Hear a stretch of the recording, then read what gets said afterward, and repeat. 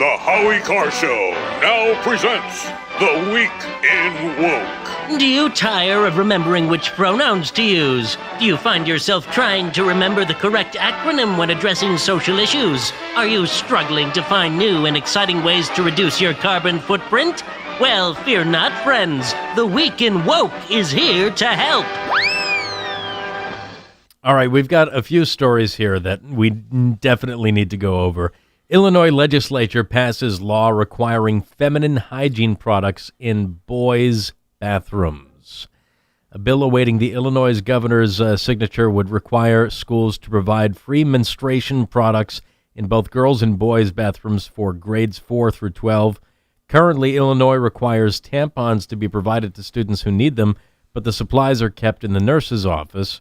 State Representative Kathleen Willis, Democrat in Addison, co-sponsor of the proposal, said products such as tampons and sanitary napkins are needed in both girls' and boys' bathrooms in order to address the health needs of transgender students.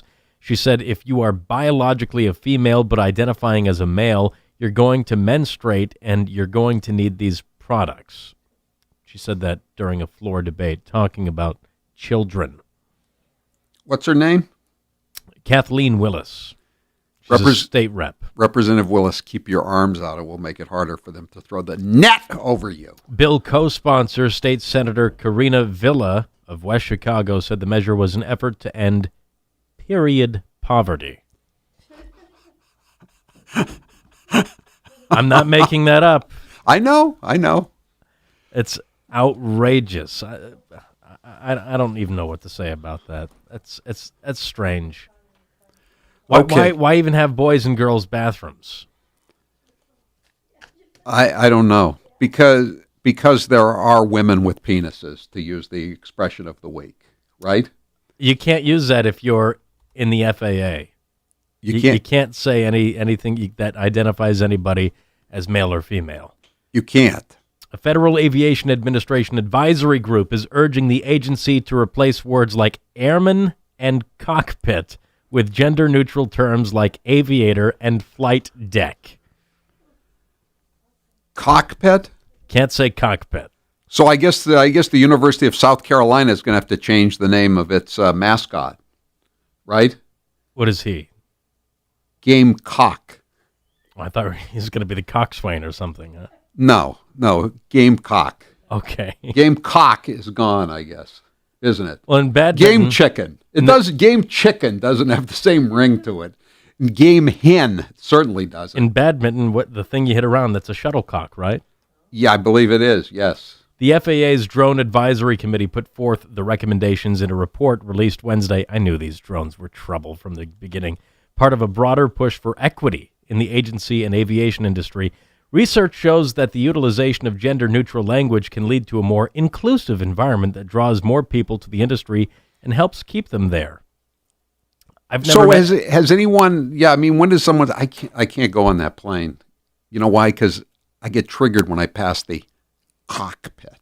Well, go on a plane without a cockpit. See how far you get. Okay. The committee offered several alternatives for terms commonly used in the industry, such as using.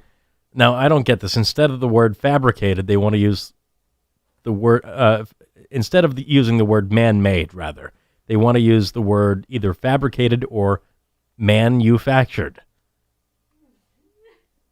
Yeah, I mean, yeah, that has would seem, the term man in it, right? I know.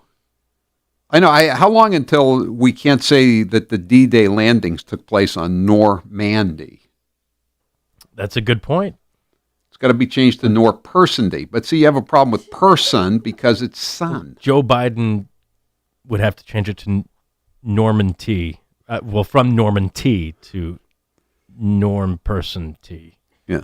Norm Human, no, can't. Norm People T. Do you have anything on Mills College, by the way? I don't think so, not today. Mills College is it's bankrupt, and it's merging with Northeastern. I don't know why the hell Northeastern wants to pick it up on waivers because it's not much of a college. But it's in today's Chronicle of Higher Education. This is on Powerline blog. The Chronicles of Higher Education reports that Mills was also in 2014 the first to allow students to choose a gender as long as they chose female. So that's really not choosing a gender. So if you were male and you said you were female, you could go to Mills College. But if you were female and you said you were a male, you couldn't go to Mills College. What is their reasoning again?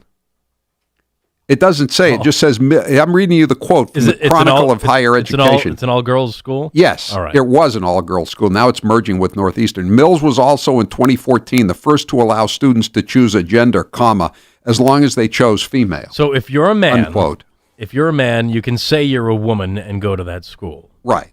But if you're a woman and say you're not a woman, not even just a man, but if you're non-binary. I guess. What about non-binaries? Are they allowed to go? I don't know. It's getting to be kind of a moot point because the place is going out of business. Oh, okay. Well, maybe I don't know. Maybe Northeastern is going to change its rules to accommodate all of the female students at Mills College. We're coming for your children. San Francisco Gay Men's Chorus pushes woke agenda. You may have heard this story earlier on Woke or Joke on the Grace Curley Show. The song is titled A Message from the Gay Community, and it mocks parents that fear the push of the LGBTQ agenda in today's media, with the song claiming that parents wouldn't be able to protect their kids from the advances and ideas of the group. Not the best phrase sentence there. The whole thing is just very strange. Advances. I'm getting Lincoln Project vibes. I'm getting now. Biden vibes. How old are you? 14? Huh? 12? Will convert your children. You're in kindergarten at the age of 14? The lyrics say, will convert your children, happens bit by bit, quietly and subtly, and you will barely notice it. You can keep them from the disco, warn about San Francisco, make them wear pleated pants, we don't care. We'll convert your children, we'll make them tolerant and fair. What's this thing about pleated pants? They're out of style. Nobody wears pleated pants anymore. It's old-fashioned. How did it make its way into the song? They wrote it. How else does a word get it? But I'm just saying, I don't get it. Why don't you? It's a lyric in the song. They thought it was necessary to include make them wear pleated pants because, I don't know, they're out of date. They're out of touch. You don't understand it either. You're pretending to No, I understand it. They're saying that the parents are out of touch and they make their kids wear pleated pants. They're not in with fashion. I'm right? Thank you. Who's wearing pleated pants? Nobody. That's the point. Okay. So I do have a little bit of the song here, if you'd like to hear it. Okay. It is quite catchy. We'll convert your children, yes we will. Reaching one and all, there's really no escaping it. 'Cause even grandma likes RuPaul. And the world's getting kinder. That's enough. Gen Z's gayer than I'd rather listen to some Andy Kim. Gen Z is gayer than Grindr. That was the last lyric of that section of the song. I thought you'd appreciate that, along with Dr. Fauci. He's a big Grindr guy. I know he is. You can't have Granny over for Thanksgiving, but you can go on Grindr. That's right. That is a bit of an abbreviated version of Week in Woke, and that's fine. We've got plenty more we can save for next week. Excellent. All right. 844-500-4242. Summer is a time for excitement, whether it's leaving your worries behind and going on vacation for a few days or just leaving your comfort zone and trying something new today with HelloFresh. With HelloFresh, I can try new dishes without the usual hassles of cooking something for the first time. We had a box delivered to the studio here today, and what's going down with me tomorrow to back to Cape Cod for the weekend, I'm going to have some pork chili with cheese. It looks really, really good. There's no puzzling over complicated directions or hunting down ingredients that I'll only use once. They enclose the seasonings in the box with everything else. The box is delivered right to your doorstep. You don't have to worry about going to the supermarket and dealing with all those hassles.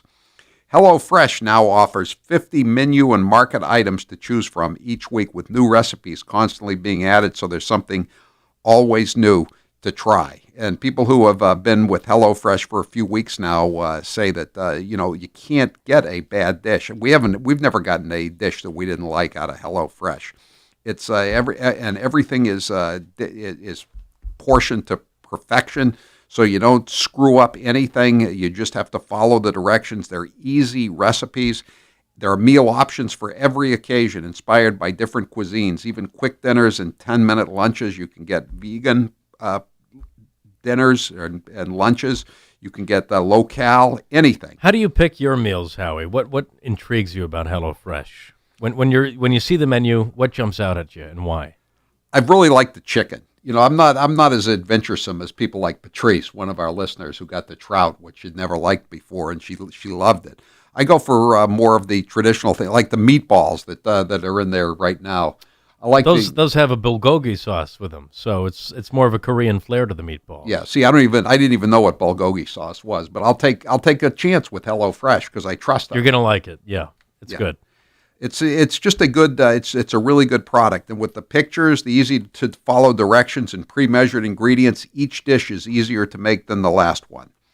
Go to HelloFresh.com/Howie14 and use code Howie14 to get up to 14 free meals plus free shipping. That's code Howie14 at HelloFresh.com/Howie14. I'm Howie Carr. You're listening to the Howie Carr Radio Network. This hour of